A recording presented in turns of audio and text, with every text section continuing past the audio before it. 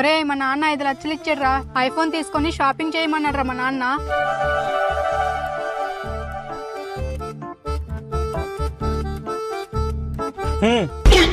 ఎవరు మీరు? నా కార్లో ఏం చేస్తున్నారు? సౌండ్ చేయకుండా బండి ముందుకు పోనివ్వు. నాకు కారు నడపడం రాదు.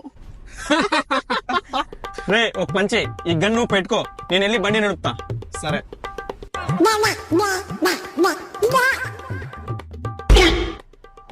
నేను చెప్పాను జాగ్రత్త విను. నువ్వు నన్ను పెళ్లి చేసుకుంటే ఈ డబ్బు నీదే, ఈ ఐఫోన్ నీదే, కారు కూడా నీదే.